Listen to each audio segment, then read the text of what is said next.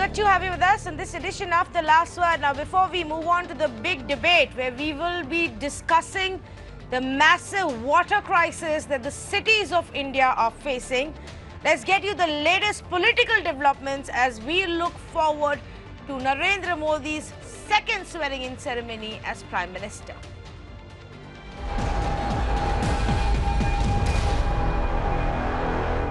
We've got a series of updates, exclusive updates coming in for you. First up, the biggest political news break. What will Modi's new cabinet look like, especially the four most coveted portfolios that put the ministers on the Raisina Hill along with Prime Minister Narendra Modi. In fact, we'll tell you about the series of meetings that have happened at Amit Shah's residence today, whether or not Amit Shah will become a minister, and if he does that mean that he will give up on his post as the BJP party president? That's usually the rule that BJP follows, but will that be the case? Let's go across to Aditi for all the updates on this first aspect, and then of course we will tell you about what Mamata Banerjee is up to and of course what Chandrababu Naidu is doing. But first up, we turn our attention to the likely members of Modi's Cabinet 2.0. Aditi, take us through the details. What do we know so far? Well, today will be a very crucial day because through the night we can expect all the official calls to go to all the probables of the Union Council of Ministers of the Modi government. As we speak, Tanvi, right now, Piyush Goyal is currently inside meeting Amit Shah. Prior to that, it was Narendra Singh Tomar and Arjun Singh Meghwal who had also met Amit Shah. Let's also not forget that there was a 3.5-hour-long meeting between the party president and the Prime Minister today in the evening, and yesterday it was a 5-hour-long meeting. So the names have been sealed. Today will be the day where the calls will officially start going. Tomorrow will be a very crucial day because the Prime Minister will begin his journey at 7 in the morning, where he will be visiting Rajghat and the Atal Smriti before the oath-taking ceremony. Now, this time what is also very important is the representation that will be given to the allies. Even though the BJP has crossed the 300 mark all by itself, they have no liability to appease the allies, but there were certain assurances that the BJP had made to allies, whether we talk about the JDU or for that matter Shiv Sena. So we can expect somewhat like 2 seats kept for the JDU, 1 cabinet berth, 1 MOS level rank. The same could also be offered to Shiv Sena. LJP is likely to get 1 seat. Shiromani Akali Dal also likely to get 1 seat. AIDMK, which is the latest entrant in the NDA, is also likely to get 1 seat in the Council of Ministers. Apart from that, there will be a lot of state representation. The BJP has done exceedingly well in states of West Bengal and Odisha, so we can see a hike in the number of seats for representatives from those states. So this is the gist of what we can see happening tomorrow when the oath-taking ceremony takes place. Between 45 to 50 odd ministers are likely to be sworn in along with Prime Minister Narendra Modi at 7 p.m. tomorrow. Tanvi. Okay, so 45 to 50 ministers are likely to be sworn in along with Narendra Modi tomorrow evening. Aditi, of course, the most coveted ones are Home, Finance, Defense and External Affairs. Is there likely to be a rejig in these, especially in the light of the fact that Arun Jaitley isn't really keen on taking on a responsibility? Well, the Prime Minister did meet Arun Jaitley, and the meeting lasted for about 30 minutes, where the agenda was very clear that the Prime Minister wanted to convince Arun Jaitley to stay in the government, probably work as a minister without a portfolio, which would mean that he continues to be a part of the new government, but he will not have a portfolio till the time he accepts that he is willing to perform his duties as a sitting minister. Now, this was an option that was given to Mr. Jaitley earlier as well, but despite that, Mr. Jaitley, citing health reasons, decided to convey to the Prime Minister that he does not want to hold any responsibility in the new government. But given his stature, given the importance of Arun Jaitley in the cabinet, and given the might that he has as far as the understanding of the Indian economy is concerned and the employment rate is concerned, so his presence clearly is very crucial for the Prime Minister and for the government. Whether Arun Jaitley has agreed or not, we have to wait and see, because the meeting just got over an hour back. In fact, there are several leaders who are constantly coming to Amit Shah's residence. A lot of speculation that probably these are going to be the prominent faces in the Modi government. There are a lot of speculations doing the round also, Tanvi, of the entry of BJP party president Amit Shah. But we can tell in all likelihood Amit Shah would want to stay as the party president only. So who really will be filling in those empty seats in the Raisina Hill, in the North Block and the South Block? The top 5 ministries, the Home, Defence Ministry and also several other ministries, including Finance, will be known only tomorrow, because only once the official calls go, Tanvi, we will get any clarity, because it's a fact. This time the government has kept it very hushed up, and only 2 people in the government and in the party know everything that's going around, which is the Prime Minister and the party president. Oh yes, absolutely, Aditi, and that's how it has become with these 2 leaders. And what is very interesting is that you're saying that the calls haven't been made so far. So through the night, all hopefuls will actually be, right next to their phone, expecting a phone call to know whether or not they've made the cut and what they will be getting. That's going to be very interesting. Aditi, thanks so much for joining us and bringing us this. Let's move on to the other aspect that we wanted to get you updates on, and that's Arun Jaitley's decision. And it's a significant decision, because not only has he been a senior leader and, the finance minister for the 5 years of Modi's first term, but also he's been one of the biggest faces even parliament-wise, and attending the parliament and taking on key issues with the opposition. But he's written a letter now to Prime Minister Modi saying because of his health reasons, he doesn't want to take on any additional government role or responsibility. Meenakshi is joining us, and she's been tracking that meeting at his residence where Prime Minister Modi visited him. Meenakshi, it's a big gesture for PM to visit Arun Jaitley. What does it mean? Will he be convincing him, or is he just checking up on a friend who's who's taken such a big decision? Well, apart from all the things that you just mentioned, there's 2 other very significant hats that Mr. Jaitley has worn, particularly for Prime Minister Modi. Remember, he's been a troubleshooter of sorts. He has also been the primary legal mind behind a lot of government's legal political work in the Supreme Court or other aspects. And Mr. Prime Minister-elect Narendra Modi, who has got such a thumping majority's visit, assumes a lot of symbolic significance, because this is a sign of the regard the Prime Minister places on the man Arun Jaitley.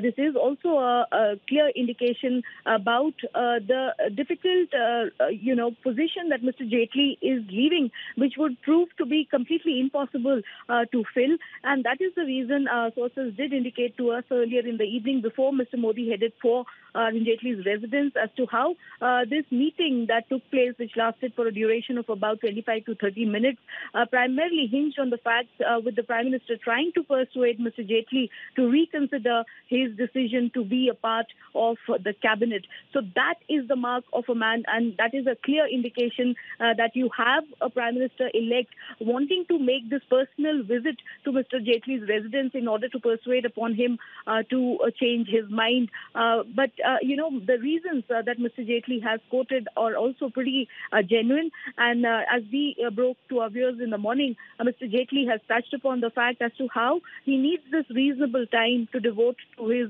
treatment. He's getting better, but he's also said he's going to be available informally for any work that the party or the government needs him to do. All right, Meenakshi, thanks so much for bringing us that update. Of course, like you pointed out, there are various health issues that Jaitley has pointed out. The fact of the matter is, twice in his term, he had to go on a medical leave, where then Piyush Goyal had to step in as the additional finance minister. So perhaps there is some merit in him taking this decision. Now, let's move on and get you some more developing updates. Bengal Chief Minister Mamata Banerjee has now said that she will not attend Prime Minister's oath-taking ceremony. Remember, earlier she had said that since this is a ceremonial event and that for a Prime Minister, that she will be present, but that U-turn came very quickly and largely because of the allegations being made by BJP that over 50 of their workers have been killed in political violence in West Bengal. And in the aftermath of these allegations, Mamata Banerjee has decided to boycott the oath-taking ceremony. Shreyasi got us the details.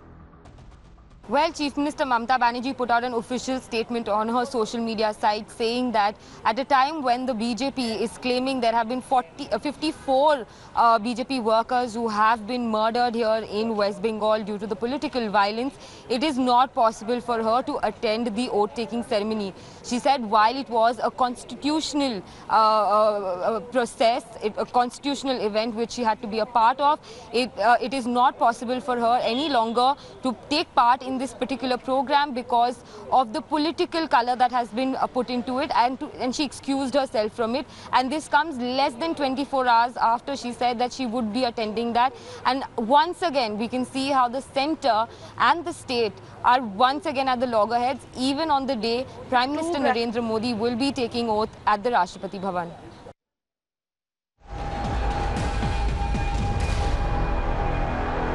And this is the final bit of news before we move on to our big conversation and the big debate, because the political drama doesn't seem to be ending. Mamata Banerjee is not the only sore loser, so is Chandrababu Naidu. Now, while he has decided to attend Prime Minister Modi's swearing-in ceremony, he will be skipping his rival Jagan Mohan Reddy's oath-taking ceremony as the Chief Minister of Andhra Pradesh. So there will be a delegation of TDP that meets Jagan Mohan Reddy at his Amravati residence tomorrow before the ceremony. But Chandrababu Naidu will not be present. He is going to be directly flying to the national capital to attend the event in the evening. So let's move on and bring you the big conversation, and this is a conversation that I believe the entire country must repeatedly have now. India's cities are staring at a massive water crisis. In fact, there are reports that suggest by 2020 the main cities will run out of water, and we have absolutely no plan in place to fix that. So unless you are one of those citizens who's all right chasing these tankers, shelling huge amount of money out of your pockets, you need to sit up and pay attention to what we are going to be discussing tonight, and then demand from your government to put some focus. We'll start with Chennai this evening, because Chennai actually saw one of its worst droughts 2 years ago, worst droughts maybe in over 100 years. And now the city is still reeling under massive water scarcity, and it's very odd about the city of Chennai. It actually sees flooding in the month of September, October, when the monsoons are retreating and there's a lot of rainfall. But each year in the summer, there's a massive water scarcity that happens in Tamil Nadu. Chennai is the worst hit, and this year is no different. In fact, it's looking worse. On a daily basis, the city needs about 830 million liters of water. They're just about getting 550 million liters. There's a 40% shortage that the city is looking at, and there is really no any immediate solution in sight. But that's as far as the city of Chennai is concerned, which we will talk about. But let me give you a sense of what I mean when I say that urban India and the cities of India are staring at a massive crisis. Now, I'm going to quote from a Niti Aayog report of 2018. This report was put out by the Niti Aayog last year itself, and it says 21 cities may run out of water by 2020. That is next year. 21 of our biggest cities may run out of water by next year. The 2 lakh people die in this country because of inadequate access to safe water. 75% households don't have any drinking water facility on their premise, and 84% of the rural households don't have any piped water connection. So if the government is right now going to be focusing on what its policy needs to be for the next 5 years, it definitely needs to have water availability and drinking water access for the people of this country. India, in fact, is ranked 120th out of 122 in the Water Quality Index. What can we do? And what is it that the Tamil Nadu government is doing? Is it really doing enough? That's the big question tonight. Let's say good evening to Mr. C. Rajashekharan, advocate and founder of Voice of Tamil Nadu. Mr. Muralidharan, he's an AIADMK supporter. A. Sarvanan, spokesperson for the DMK. Jairam Venkateshan, activist. And Mr. Rajendra Singh, the famous waterman of India, the biggest voice on this issue. I'm so glad, Mr. Singh, that you've taken the time out to join us. And Mr. Singh, my team was telling me that you've recently also traveled to Tamil Nadu. Help us explain, not just for the city of Chennai, but the kind of crisis that even a Mumbai or a Bengaluru or even a Delhi may be staring at?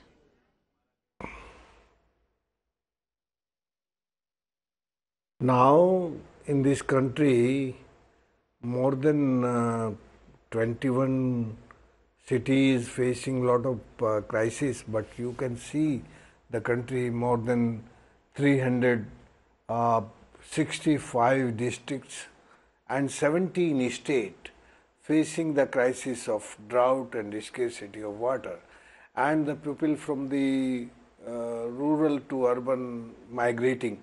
Just some days before, I am in Tamil Nadu. So the Tamil Nadu facing crisis of water. There is enough water, but they not conserve in the water bodies. So no conservation in Tamil Nadu. So due to the scarcity of water, people is migrating to the cities, to the Chennai and to the Madurai.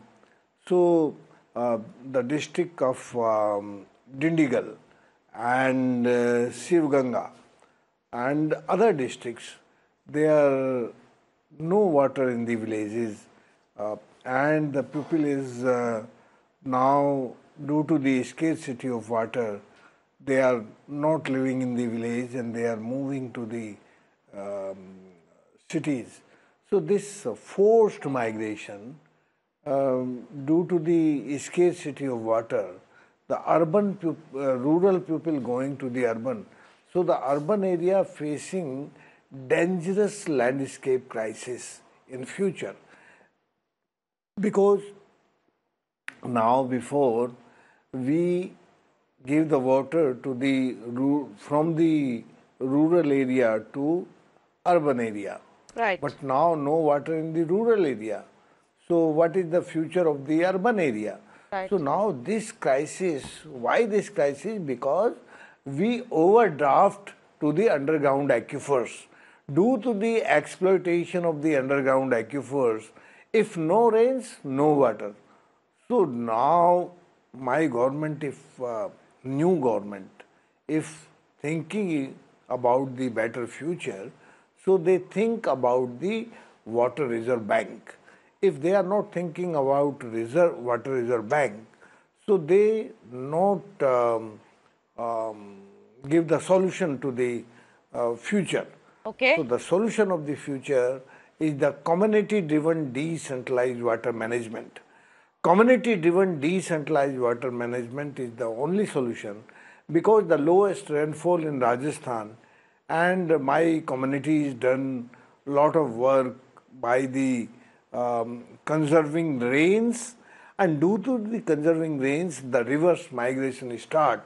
When the water come in the wells, the people come from the city to rural area. So now the biggest crisis is गांव का पानी, गांव की जवानी और गांव की किसानी. तीनों, the all is migrating to the another places. So now we can think about the better future, and the new government can so, Mr. Singh, address this yes, issue of the water scarcity. and I will come back to you for Yes. more on what the government's policy should look like. But let me also go across to our other panelists, and I'm going to go across to Mr. Muralidharan first. Mr. Muralidharan, it's not as if this time the summers are so bad that the water problem or the crisis is happening for the first time. Then why is it that we don't have a policy in place, we're not taking steps in time, and that people have to stand for hours together in long queues or go seek a tanker? Okay, Tadvi. We need to get to certain facts. We need to analyze the data. Now, looking at Tamil Nadu is 4% of India's landscape, 6% of population of India, and only 2.5% of water bodies are in Tamil Nadu, which means on an average 900 cubic meters is what available per capita in Tamil Nadu, compared to the national average of 2000 cubic meters. Okay. Now, having said this, What brings in water to Tamil Nadu is the northeast monsoon, which contributes 47%, then the southeast monsoon, which contributes 35%, and during the summer rains, it's around 14%, and in the winter rains, it's 4%. So anybody will tell you it's not rocket science to know that Tamil Nadu is a dry state. Now, what are these problems been? Always, either we had, as you said, we had excess water or no water. If the monsoon is good, we normally have excess water. Now, people say we are not conserving water, which is wrong, because we have something like 17 river basins, we have something like 61 reservoirs, and we have 42,000 tanks. So right from the ancient days of, all these Maharajas, whatever, we have been conserving water. Yes, the crisis now is the population increase. Obviously, we have to counter that. So what's the government doing? The only way, the only solution now is to go the Middle East way and to have more desalination plants. Okay. More and more desalination. Can you give me a sense of the extent of water conservation that the government does and what you've done in the last 2 years about it? Not just 2 years, you go back to Jayalalitha's term, we are the first state to implement and enforce rainwater harvesting in every apartment constructed. Without that, they won't get their clearance. Number two, but how many of those are functional, Mr. Muralidharan? You should understand. Mr. Muralidharan, let's be honest. Rainwater harvesting to show on paper is different than for it to be functional. How many societies in Chennai are actually doing rainwater harvesting? Otherwise, why are people standing in queues outside there waiting for water to come? Wait, Tanvi, these are methods to conserve water provided the monsoon is good. Last 2 years, the monsoon has been not really great, so that's the problem. Okay. So if the monsoon is good, we won't have a problem. And another reason for Chennai is below sea level. So when there is heavy rains, it will flood and it will drain out. And there's not too many water bodies within the city, or you cannot construct too many water bodies or reservoirs to conserve water. Okay, these are let's take it point by point. And this is not rocket science. Let us take it. Of course, it is not rocket science. It's also not, like you said, it's not rocket science to know that parts of Tamil Nadu are extremely dry, which is why you have to take extra efforts rather than just depending on monsoons and just depending on the Kaveri water to solve your problem. Now, every time this problem arises, and irrespective of which party is in power, you just raise your hands and say, oh, but Kaveri, Karnataka is not giving us water. What are we going to do beyond that? Mr. Jairam, let me bring you in on this aspect. If you don't get proper rainfall, should the people suffer because we don't have any other option? Is that correct to say that we don't have any other option because Chennai, Tamil Nadu is a dry state?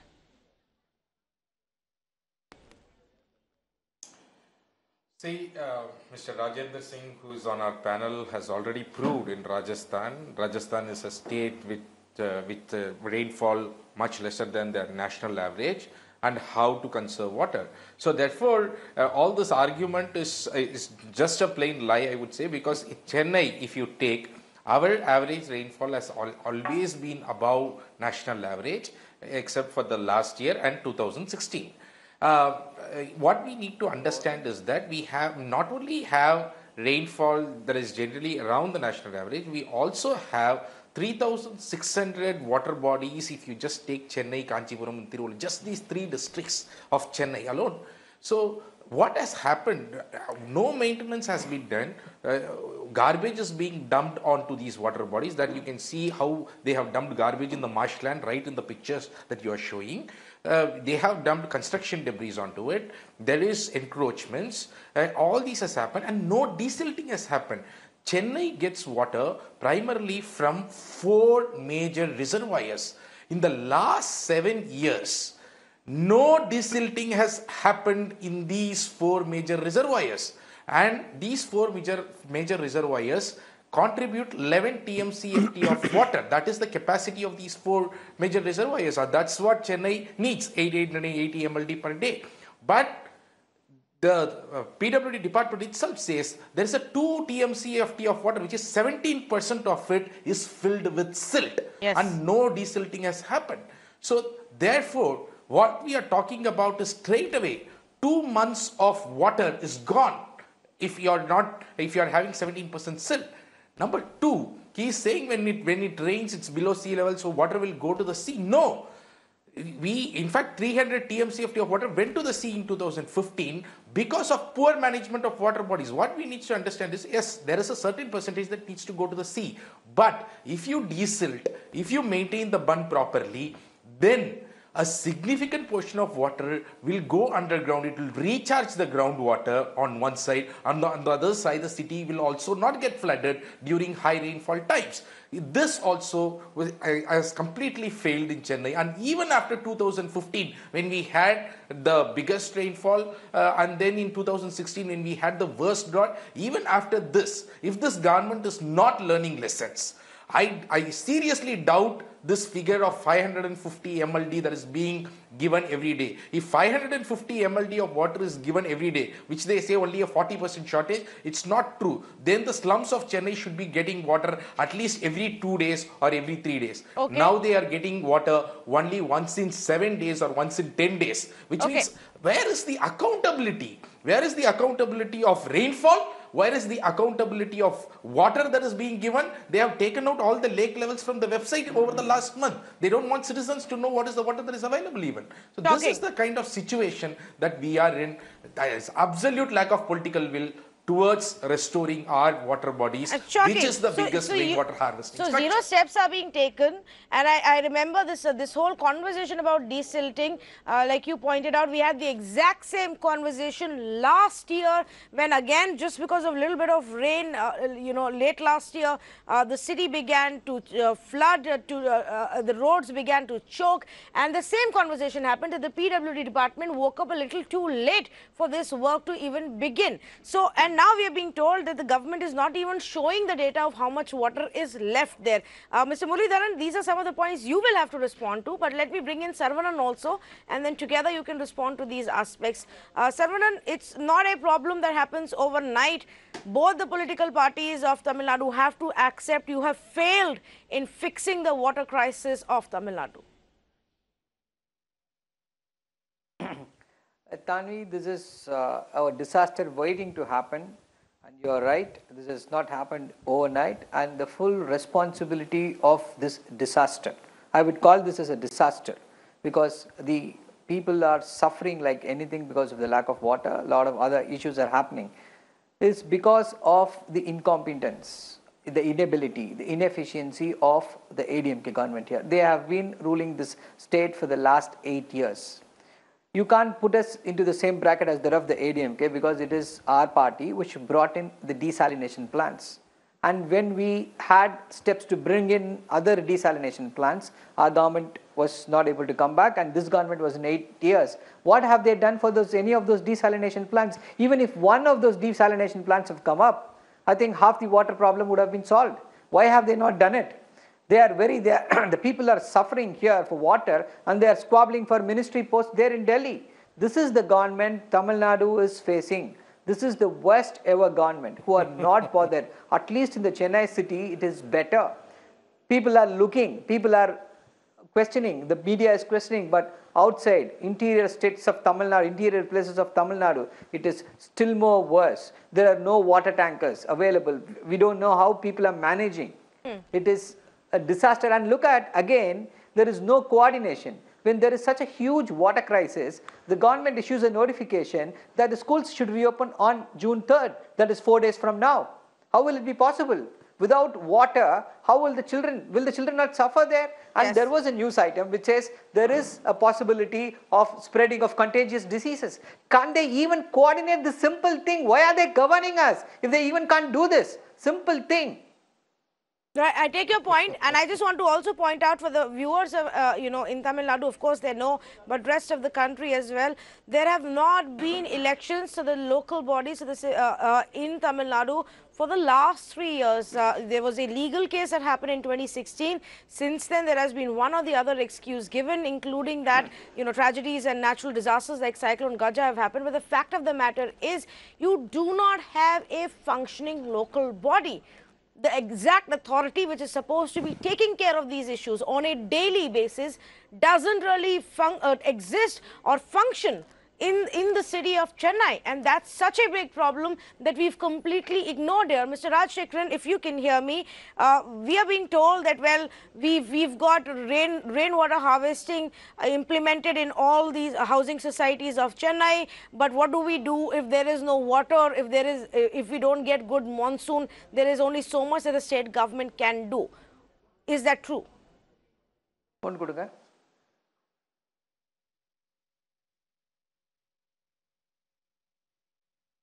No, Tanvi, see, I would blame the politicians and the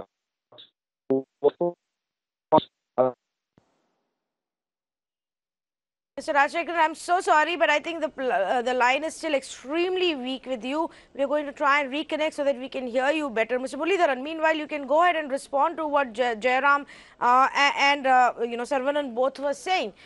There are methods that can be done. For example, why is there so much of dumping happening on the marshlands? Who's protecting the marshlands? For example, why isn't there a proper plan for desilting that happens much ahead of your monsoon season? For example, if you know that this is the water scarcity, why are we now issuing advisories for water conservation to the hotels and saying, let's shut off the metro ACs because that will help us save power? What's the larger plan? It's a crisis, Tanvi. We accept it There is as no a plan. crisis.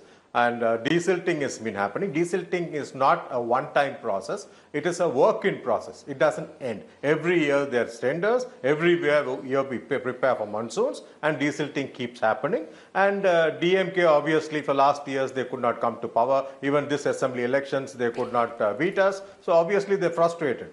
So people do not buy the opposition claims anymore. That's why we have NGOs and activists who are sponsored by political parties to destabilize states and centers.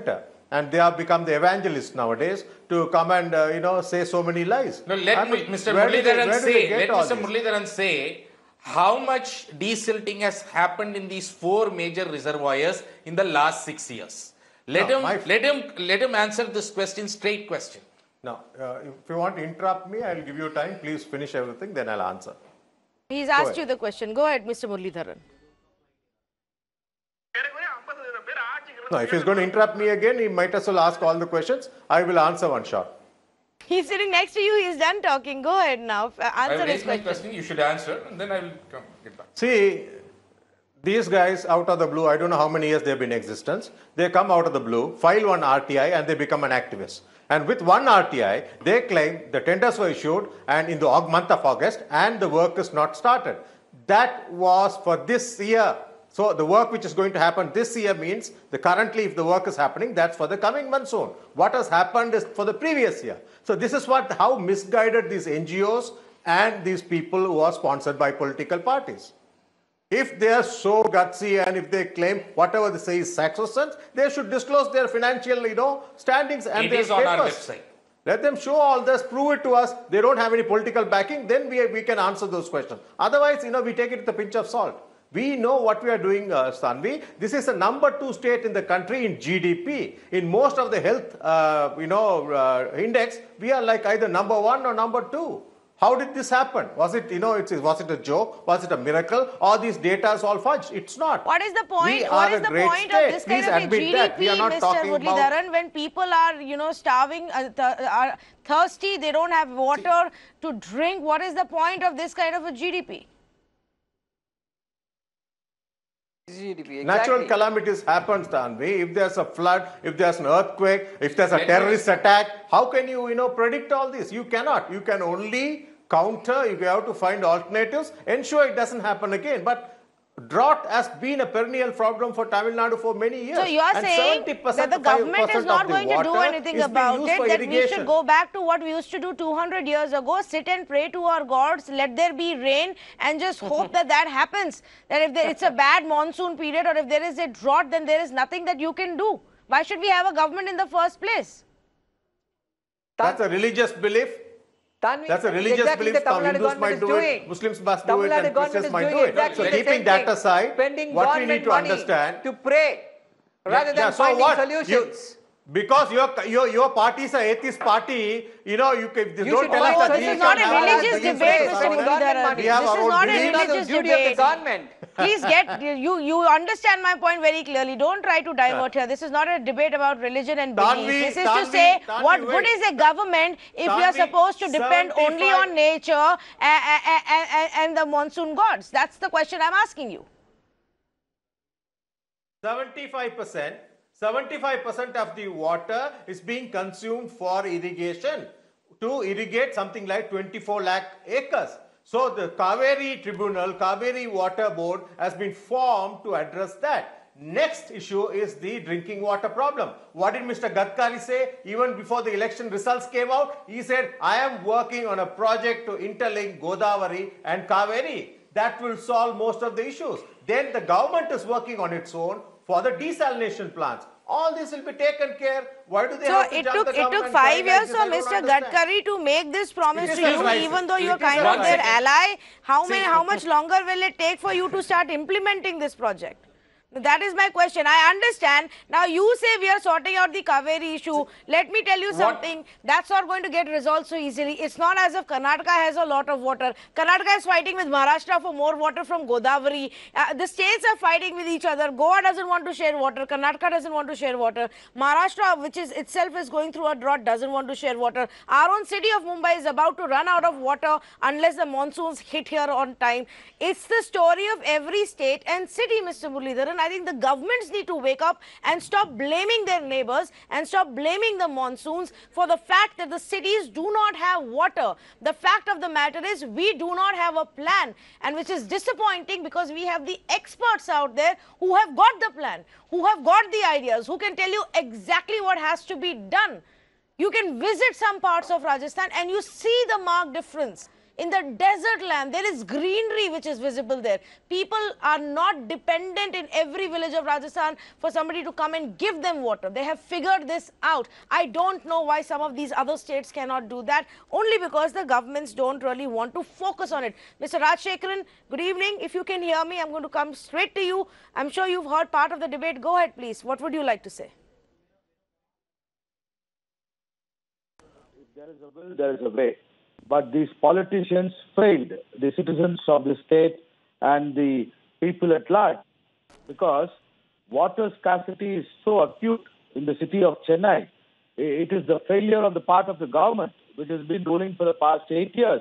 And the encroachments of all the water bodies is the main reason. The Madras High Court has come heavily on the encroachments. Now they are trying to retrieve the lands, which is not yet fully done. So it is only a little bit they are able to do it, because the politicians have taken all the water bodies and sold it to private players, and they have built huge apartments and etc. and etc. So the fact of the matter is, nobody is bothered about the citizens and their livelihood and their day-to-day affair. Water is the major thing for living in this world, in the city. But you don't have any proactive measures taken by the government, the present government. So there is huge failure of this government in governance, and also they have failed in all the areas of whatever the ministry, local administration have done, and the local body elections have not been conducted for several years, maybe 2-3 years, and they are only going into the blame game of blaming each other. DMK blames ADMK and ADMK blames DMK. This is what is happening. But the common man and the citizens are suffering. There is no remedy for this, and we don't know what we are going to do next, because there is no rains, there is no monsoon. We are literally suffering, and the water level has gone down, nearly 400 feet down, and you cannot even get the water from the ground to get salt water, because the Chennai city is next to the sea. So all this put in a nutshell, we don't know what we are going to do. Nobody has a plan or a plan A or a plan B or what next. Nobody has the vision to solve this issue. And there is going to be a lot of problems in the near future, and I don't know what is going to happen next. We are all going to suffer a lot. And I really feel very frightened by the behavior of all these politicians and the activists who claim to be pro-government and all. They say that we have done everything, which is only on papers, and they're only going around saying we have done it. I we have, completely we have agree done with you. everything. You know, towards the end, I just want to focus on a couple of things that can or cannot, should not be done. One of the solutions that Mr. Muralidharan put out right in the beginning was desalination of water and using the salty water to purify it and then use that. Now, there is a big debate globally on whether or not that is actually the right thing to do, environmentally speaking, if it has any other repercussions. Mr. Rajendra Singh, let me ask you that question. Is that the right way to go forward? Do you think that desalination is a good option? The desalination, not a solution for my country. The desalination is a spending money on the name of water, and you are creating a disaster, more disaster. You know, today the scarcity of the water in Tamil Nadu or in Chennai, that is not a natural calamity. This is the really lack of political will, no water in the eyes of the politicians, and no water in the eyes of the bureaucrats and technocrats. So the lack of the water in the eyes, you can't give the water to the people and you can't give the water to the earth. So now the three big challenges in your state, in Tamil Nadu. One is encroachment on water bodies, second is pollution, and third is over extraction of the underground aquifers. So all aquifers is overdraft. So when no rains, you not have any deposit of the water. You not have any reserve bank of water. So now, if you are thinking a better future of Tamil Nadu, so you control the evaporation loss on the earth. The nature give the water in every part of the Tamil Nadu every year. And you can see my state where the lowest rainfall and the very much red heat. So we make a climate change adaptation by the pupils, by the conservation of water. So I can say, if you explore the solution for Tamil Nadu, the desalination is not the solution. The community-driven decentralized water management is the solution, and you control the encroachment on the water bodies only if I speak in Tamil Nadu Chief Secretary before and the Vice President of the Tamil Nadu Planning Board. I told just three things you can do. You identify, demarcate the water bodies, the land of the water bodies, or you decide your land of the water bodies only using for water bodies. You not change the urban and city, and you not change the title of the land for the industrialization or agriculture.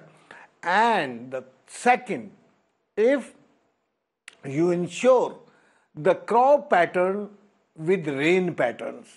Tamil Nadu people really the farmer is really very laborious, very hard working, and they have also knowledge. But the market forces in Tamil Nadu, the all crop pattern change toward to the commercialization of the agriculture. So more than 70% water, they are just using only agriculture. So you need the crop pattern link with the rain pattern. You know, that is a very interesting point, Mr. Very Singh. much needed. And I believe that's not only the fault of the Tamil Nadu government and the authorities there, but even in other states, even in, for example, in Maharashtra, where in parts where we barely have any water, we've decided to grow crops like sugarcane because it makes money and politically it benefits people, but there is no water. And that's the kind of bad planning of crop growing and farming along with the water availability in these areas that we see in many parts of our country. I'm sorry, I'm completely out of time, Mr. Muralidharan, so I won't be able to come to you. But let's take these points that Mr. Singh has raised to summarize and to look forward to what has to be done. I don't think our governments realize the kind of challenge we are staring at. In fact, one of our viewers just called and we couldn't take his call, but this was his point, and he was calling from Chennai. He says 20% of the water goes waste because the water we are getting at our homes is so dirty, it's not even usable. It's not just the story of Chennai. This happens every few months, every alternate year in the city of Mumbai. In Bengaluru, we were covering the water crisis just a few weeks ago. According to Niti Aayog, Hyderabad is on the list that may run out of water by 2020 along with the national capital. The fact of the matter is we haven't given enough attention, paid enough attention to water conservation. Every government just turns around and either starts fighting for river water, makes it an election issue and gets by. Once the election is over, they forget about it. Nobody is thinking of the long-term solution. Yes, there will be droughts. Yes, there will be monsoons which are not absolutely normal or perfect. We need to be prepared for that. Are we doing that kind of planning in our country? We hope that the new government that comes in has a comprehensive policy on this issue. It needs urgent attention of the Modi government. Thank you for joining us.